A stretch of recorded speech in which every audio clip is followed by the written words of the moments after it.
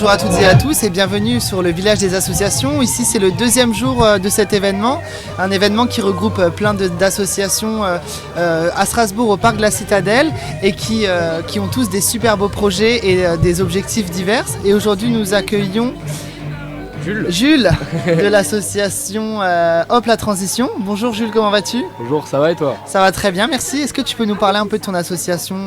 Qu'est-ce que vous faites chez Hop la Transition ? Avec plaisir. Chez Hop la Transition, on fait de la sensibilisation à la transition écologique et sociale. Et pour ce faire, on utilise des outils de sensibilisation type fresque du climat qui est un peu connu. Donc c'est beaucoup d'ateliers sur table où en fait vous allez avoir un animateur qui va distribuer un jeu de cartes au fur et à mesure aux participants. Et en fait les participants vont devoir utiliser l'intelligence collective pour résoudre le problème climatique ou le problème de l'alimentation ou comment mettre en place une économie circulaire ou quel est le problème avec l'agriculture ou voilà tous les sujets un peu de la transition écologique et sociale.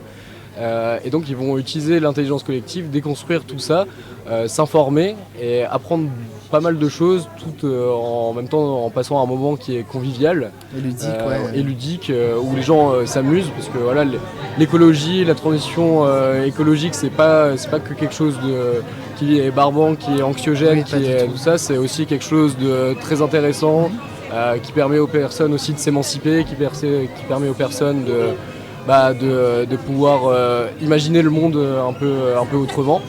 Donc c'est un peu tout ça qu'on revendique chez Hop la Transition. Nous on se présente plus comme des vulgarisateurs scientifiques. Okay. On utilise des outils qui sont basés sur des données scientifiques et qui permettent de vulgariser ces données pour qu'elles soient compréhensibles, intelligibles au plus grand monde. Ouais. Ok, voilà. Très bien.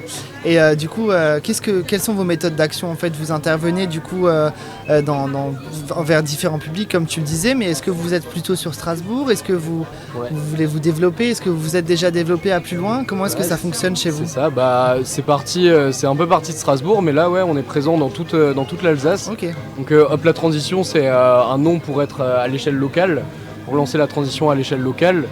Et du coup on est présent vraiment dans toute l'Alsace. On a des antennes à Haguenau, Saverne, Schirmeck, Colmar, Mulhouse, Saint-Louis, Sélestat. On est vraiment partout, présent à peu près partout dans toute l'Alsace. Et du coup on organise des événements grand public dans toute l'Alsace.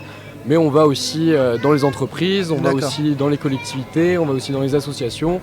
On va aussi, n'importe qui nous demande de venir les sensibiliser. Nous, on va y aller avec grande joie. Il n'y a pas de problème.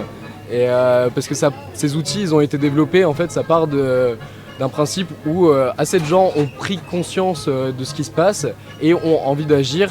Et derrière, on est assez nombreux et en fait, ce qui était avant marginal devient en fait la norme. La norme, oui. Et en fait, bien aussi. Et c'est là où on avance vers un monde qui serait potentiellement différent.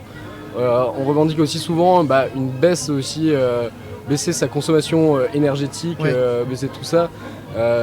C'est une baisse de confort matériel, mais c'est aussi une augmentation de la qualité de vie. Bien sûr. Dans nos ateliers, ce qui va être beaucoup mis en avant, c'est la convivialité et le lien social. C'est-à-dire que c'est des gens qui se retrouvent autour d'une table, personne ne se connaît, on passe 3 heures à discuter d'un sujet super sérieux et à la fin, les gens restent encore après les 3 heures pour continuer à discuter parce qu'ils ont encore besoin d'échanger et tout ça. Et puis il y a d'autres gens qui ont d'autres savoir-faire, d'autres connaissances qui continuent à échanger. Et de voir toute cette énergie derrière, c'est hyper cool, c'est hyper satisfaisant. C'est enrichissant aussi. C'est vraiment c'est beau à voir et ça donne de l'espoir, quoi. Rien n'est fichu, rien n'est trop tard. Et de toute façon, plus on va réussir à s'adapter aux changements qui vont arriver, plus on sera préparé, moins la chute sera difficile et moins le mur sera dur à encaisser. Exactement. Et donc c'est tout ça qu'on essaye de passer comme message. Donc c'est à travers des ateliers, des conférences, du débat, de l'animation de débat, des spectacles aussi. Voilà, il y a vraiment plein d'outils en fait de sensibilisation. Et nous on est vraiment juste un point d'entrée à l'échelle locale. Mais derrière tout ça, en fait, il y a beaucoup d'autres associations qui ont fait un taf super important de construction de ces ateliers, de ces outils. Et c'est pas nous qui les développons, quoi. Nous, on les utilise juste.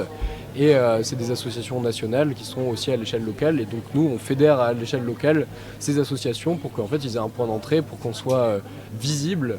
Et que et la preuve, c'est que ça a marché. C'est qu'un an, un peu plus d'un an après avoir créé cette association, c'est que on est présent sur tout le territoire. Oui. C'est que les gens nous contactent parce que ils entendent parler du bouche à oreille de l'association Hop la Transition. Et nous, en fait, derrière, on renvoie vers ces associations-là. Okay, et donc c'est assez cool, ça crée un réseau, ça crée plein de choses, du lien entre les gens, et c'est assez satisfaisant. Ouais, c'est intéressant.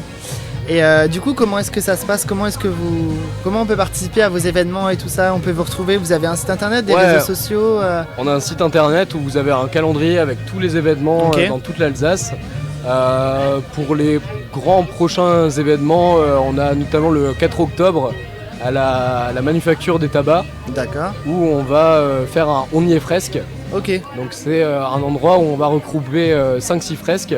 Donc là en plus on a des thématiques assez nouvelles qu'on n'avait pas avant. Donc là on a la fresque de la migration, la fresque des low-tech, la fresque du biogaz, la fresque de l'eau, l'atelier de l'adaptation au changement climatique. D'accord. Enfin voilà, vraiment des sujets assez nouveaux, plus précis, et qui plutôt que juste dresser un constat, ça propose aussi des solutions sur comment agir à l'échelle individuelle mais aussi à l'échelle collective.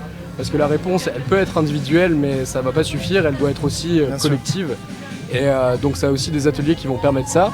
Et donc là, ça va être 80-90 personnes qui vont se retrouver au même endroit. Ils vont choisir, chacun va choisir une fresque. Et donc ils vont pouvoir échanger sur un sujet et ensuite après aller échanger sur d'autres sujets avec les autres participants des autres fresques. Et donc ça risque d'être un événement plutôt sympa. Donc c'est sur le site internet, il y a un Hello Asso, il faut s'inscrire, c'est à prix libre.